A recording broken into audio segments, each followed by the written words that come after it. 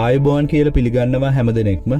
අද වීඩියෝවෙන් කතා කරන්නේ 2025 වර්ෂයේ වෙද්දී රැකියාවක් කිරීම සඳහා හොඳම රටවල් 7 පිළිබඳව. බොහෝ දෙනෙක් විවිධ රැකියාවල හොඳ නරක තීරණය කරන්නේ ලබා ගන්න පුළුවන් වැටුප් ප්‍රමාණයන් අනුව. නමුත් වැටුපට අමතරව මේ ලයිස්තුව නිර්මාණය කිරීම සඳහා රැකියාව සහ ජීවිත සමතුලිතතාවය, ආරක්ෂාව සහ වෘත්තීය දියුණුව සැලකිල්ලට ගන්නවා. ඒ වගේම වැඩ සංස්කෘතිය, ප්‍රතිලාභ සහ සේවක වරප්‍රසාද පිළිබඳවත් අවධානය යොමු කරනවා. ඒ නිසා මෙම ලයිස්තුව ප්‍රධාන වශයෙන් නිර්මාණය වෙන්නේ වැටුප් පමණක් සැලකිල්ලටගෙන නෙමෙයි. අනිකුත් සියලුම සාධකවල මිශ්‍රණයක් විදියට තමයි මේ ලයිස්තුව නිර්මාණය කරලා තියෙන්නේ. දැන් අපි සොයා බලමු 2025 වර්ෂයේ වෙද්දී රැකියාවක් සිදු කිරීම සඳහා ලෝකේ හොඳම රටවල් 7 මොනවද කියලා.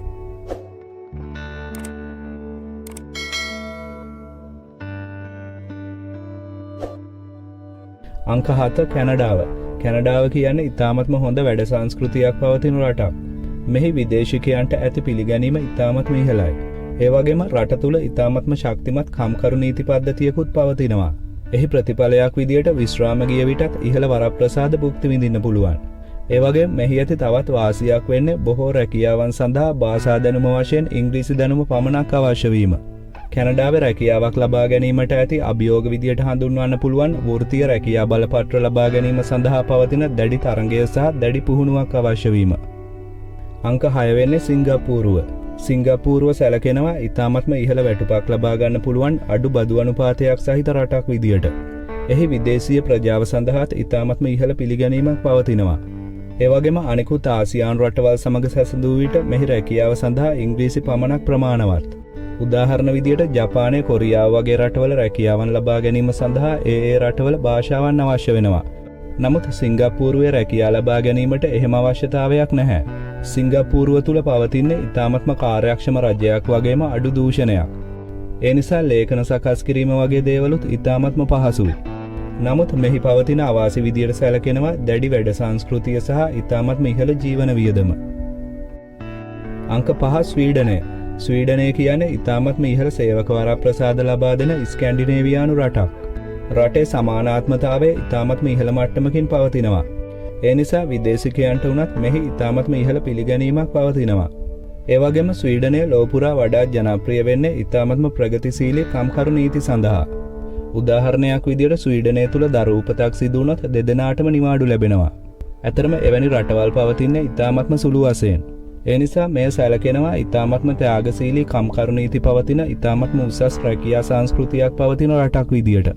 ස්වීඩනයේ රැකියාවක් සඳහා පවතින නරක දේවල් විදියට සැලකෙන්නේ ඉතාමත්ම ඉහළ බදු අනුපාතය සහ දුෂ්කර දේශගුණය. අංක 4 ඕස්ට්‍රේලියාව. ඕස්ට්‍රේලියාව කියන්නේ වර්තමානයේ වෙද්දී ඉතාමත්ම ඉහළ වැටුප් ලබා ගන්න පුළුවන් රටක්. ඒ වගේම රට තුළ ඉතාමත්ම උසස් ජීවන මට්ටමක් පවතිනවා. වර්තමානයේ වන විටත් මෙහි විදේශිකයන් සඳහා විශාල වශයෙන් රැකියා දොරටු විවෘතව පවතිනවා. විශේෂයෙන්ම පතල් කැනීම්, සෞඛ්‍ය සේවා සහ තොරතුරු තාක්ෂණ අංශවල. ඇතරම එම අංශ සඳහා ඉතාමත්ම ඉහළ වැටුපක් ලබා ගන්නත් පුළුවන්. ඕස්ට්‍රේලියාව තුළ භාවිතා කරන්නේ ඉංග්‍රීසි භාෂාව. ඒ නිසා රැකියා සිදු කිරීමේදී භාෂාමය ගැටලුවක් ඇති වෙන්නේත් නැහැ. ඕස්ට්‍රේලියාවේ රැකියාවක් සඳහා පවතින අභියෝග විදියට සැලකෙනවා වේගයෙන් ඉහළ යන ජීවන වියදම සහ රැකියා සඳහා පවතින දැඩි තරඟකාරී බව. අංක 3 නෙදර්ලන්තය. මෙහි රැකියාව සහ ජීවන සමතුලිතතාවය ඉතාමත්ම ඉහළයි.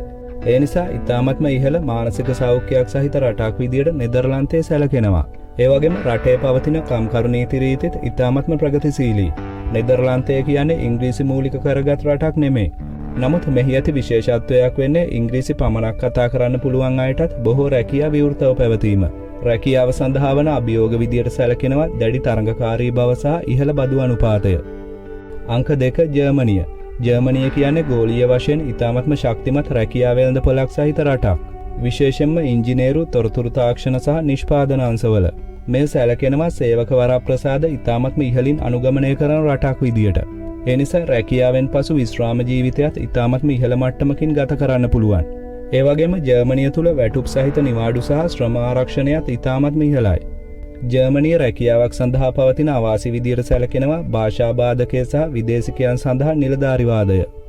2025 වර්ෂයේ වෙද්දී රැකියාවක් සිදු කිරීම සඳහා ලෝකේ හොඳම රට විදියට සැලකෙන්නේ ස්විට්සර්ලන්තය. ස්විට්සර්ලන්තය කියන්නේ ලෝකේ ඉහළම වැටුපක් ලබා ගන්න පුළුවන් ධනවත්ම රටක්. මෙහි රැකියාව සහ ජීවිතය අතර සමතුලිතතාවය ඉතාමත්ම ඉහළයි. ඒ වගේම රටේ ආර්ථිකයත් ඉතාමත්ම ස්ථාවරයි. ඒ නිසා මෙහි සේවක වරප්‍රසාදවල විශ්වාසනීයත්වයත් ඉතාමත්ම ඉහළයි. එහි ප්‍රතිඵලයක් විදියට හොඳින් සංවිධානය වූ ඉතාමත්ම විශ්වාසනීය වැඩ පරිසරයක් මෙහි පවතිනවා.